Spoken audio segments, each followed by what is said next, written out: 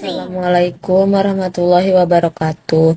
Nama saya Kintan Valencia Putri, NIM J0D019013.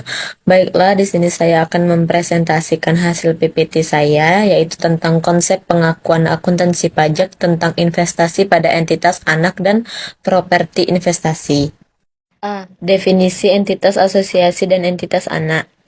A. Entitas asosiasi SAK tetap mendefinisikan entitas asosiasi sebagai suatu entitas, termasuk entitas bukan perseroan terbatas seperti persekutuan, di mana investor mempunyai pengaruh signifikan dan bukan merupakan entitas anak maupun bagian dalam joint venture. Pengaruh signifikan adalah kekuasaan untuk berpartisipasi dalam keputusan, kebijakan keuangan, dan operasional strategik atas suatu entitas, tetapi tidak mengendalikan atau mengendalikan bersama atas kebijakan tersebut. Investasi pada entitas asosiasi harus dicatat dengan menggunakan metode biaya. Investasi diukur pada biaya perolehan dikurang akumulasi kerugian penurunan nilai. B. Entitas anak. SAK tetap mendefinisikan entitas B. Entitas anak. SAK tetap mendefinisikan entitas anak sebagai suatu entitas yang dikendalikan oleh entitas induk. Pengendalian adalah kemampuan untuk mengatur kebijakan keuangan dan operasional dari suatu entitas sehingga mendapatkan manfaat dari aktivitas tersebut. Pengendalian dapat juga muncul ketika entitas induk memiliki setengah atau kurang hak suara suatu entitas tetapi memiliki 1. Mempunyai hak suara lebih dari setengah berdasarkan suatu perjanjian dengan memegang saham lain. 2. Mempunyai hak untuk mengatur kebijakan keuangan dan operasional berdasarkan anggaran dasar atau perjanjian. 3. Mempunyai hak untuk menunjuk atau memberhentikan mayoritas anggota dewan, direksi, atau badan yang setara dan pengendalian entitas dilakukan oleh dewan atau badan tersebut. 4. Mempunyai hak untuk bertindak sebagai suara mayoritas dalam rapat dewan direksi atau badan serta setara pengendalian entitas dilakukan oleh dewan atau badan tersebut. 5. Investasi pada entitas anak dicatat dengan menggunakan metode ekuitas. B. Konsep metode biaya dan metode ekuitas. A. Metode biaya atau cost method. Metode biaya adalah periode pencatatan investasi yang pada awal perolehan investasi, investor mencatat investasi sebesar biaya atau historical cost accounting. Dividen maupun distribusi laba dicatat sebagai penghasilan.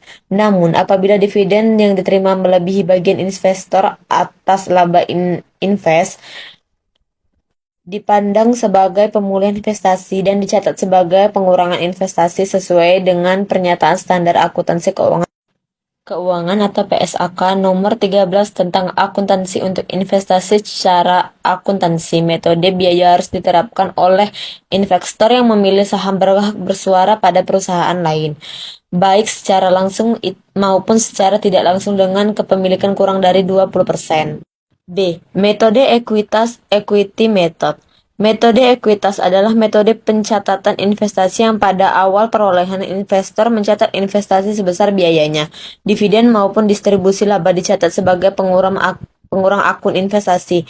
Nilai investasi ditambah atau dikurangi dengan bagian laba atau rugi investor pada perusahaan asosiasi setelah tanggal perolehan. Untuk investasi dalam perusahaan asosiasi diatur dalam PSAK nomor 15 tentang akuntansi untuk investasi dalam perusahaan asosiasi. Metode ekuitas harus diterapkan oleh investor yang memiliki saham berhak suara pada perusahaan invest baik secara langsung maupun tidak langsung dengan kepemilikan 20% atau lebih. C. Ruang lingkup properti investasi. Properti investasi menurut PSAK nomor 13 tahun 2015 adalah properti tanah atau bangunan atau bagian dari suatu bangunan atau kedua-duanya yang dikuasai oleh pemilik atau lese melalui sewa pembiayaan untuk menghasilkan rental atau sewa atau untuk kenaikan nilai atau keduanya dan tidak untuk 1. Digunakan dalam produksi atau penyediaan barang atau jasa untuk tujuan administratif, 2. Dijual dalam kegiatan usaha sehari-hari.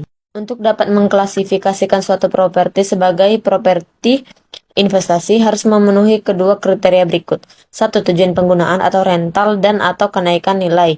Dan nis kepemilikan dimiliki sendiri atau sewa pembiayaan. Dalam PSAK 13 juga diberikan definisi mengenai properti yang digunakan sendiri atau owner properti, yaitu properti yang dikuasai oleh pemilik atau lessee melalui sewa pembiayaan untuk digunakan dalam produksi atau penyediaan barang atau jasa untuk tujuan administrasi. Perbedaan utama antara properti investasi dan propertis yang digunakan sendiri adalah properti investasi menghasilkan arus kas yang sebagian besar independen aset tetap. Berdasarkan penjelasan di atas, dapat dilihat beberapa perbedaan antara aset tetap dan properti investasi, yaitu properti investasi harus berbentuk properti, yaitu tanah atau bangunan atau bagian dari suatu bangunan atau kedua-duanya, dan digunakan untuk menghasilkan rental atau untuk kenaikan nilai.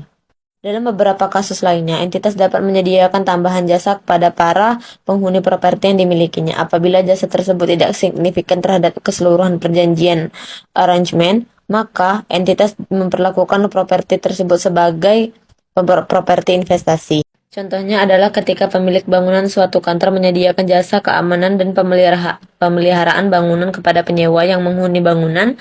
Jasa keamanan dan pemeliharaan gedung bukanlah jumlah yang signifikan dibandingkan uang sewa yang dibayarkan penghuni bangunan. Baiklah, hanya ini yang dapat saya sampaikan, lebih dan kurang saya mohon maaf. Saya akhiri, wabillahi taufiq wal hidayah. Wassalamualaikum warahmatullahi wabarakatuh.